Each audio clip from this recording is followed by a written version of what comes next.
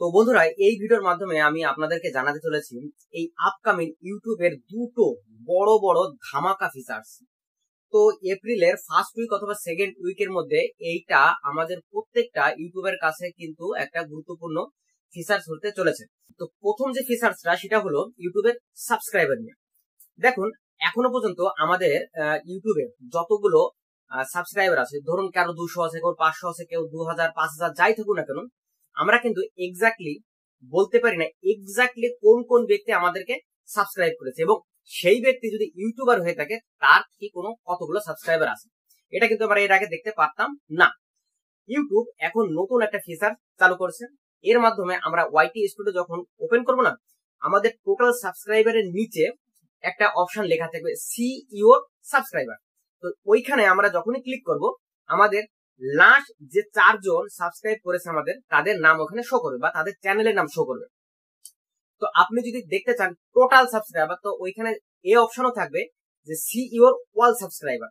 Just আপনি ওইখানে যখন ক্লিক করবেন, দেখবেন আপনার টোটাল সাবস্ক্রাইবার ওইখানে শো করছে, এবং সেই ব্যক্তি যদি কোনো ইউটিউবার হয়ে থাকে সেই ব্যক্তির কতজন সাবস্ক্রাইবার আছে সেটাও আপনি লক্ষ্য করতে পারবেন। এটা কিন্তু আমার মনে হয় বেশ ভালো একটা অপশন, যে কোন কোন ব্যক্তি আমার এক্স্যাক্টলি সাবস্ক্রাইব করেছে সেটা আমি জানতে পারলাম। তো সেকেন্ড যে ফিচারসটা ইউটিউব লঞ্চ করতে চলেছে সেটা হলো, এটাও সাধারণত এপ্রিলে মোটামুটি মাঝ বরাবর হয়তো চলে আসতে পারে যতটা জানা যাচ্ছে। তো সেটা হলো লাইভ স্ট্রিম।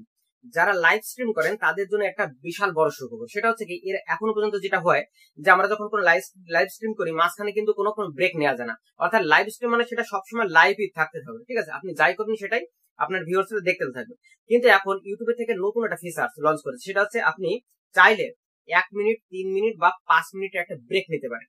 এই 1 মিনিট বা 5 মিনিট বা 3 মিনিট যে ব্রেকটা নেবেন, ধরুন আপনি 5 মিনিটের ব্রেক নেবেন, সেই ক্ষেত্রে আপনি কি করবেন, আপনার ভিউয়ার্সরা নিশ্চয়ই বসে থাকবে না, তো অন্য কোথাও চলে যাবে। সেক্ষেত্রে আপনি একটা কাজ করতে পারেন, সেটা হচ্ছে ওই যে 5 মিনিট আপনি ব্রেক নিচ্ছেন, ওই 5 মিনিটে আপনার মোবাইলে বা আপনার অলরেডি এর আগে আপলোড করা কোনো ভিডিওর প্লে লিস্ট আপনি ওপেন করে রেখে যেতে পারেন, বা আপনার এর আগের যে ভিডিওটা আপনি আপলোড করেছেন সেই ভিডিওটাও আপনি চালিয়ে রাখতে পারেন। সেক্ষেত্রে সেই 5 মিনিট অন্তত বা সেই 3 মিনিট 1 মিনিট যাই বলুন, যতটাই ব্রেক নেন না কেন, সেই টাইমটা আপনার ভিউয়ার্সটা ওইটা দেখে সময় কাটাতে পারে, এবং আপনি যে টাইমটা ব্রেক নেবেন দেন তারপরে যখন চলে আসবেন আবার লাইভটা কিন্তু তারপর থেকে কন্টিনিউ চলবে।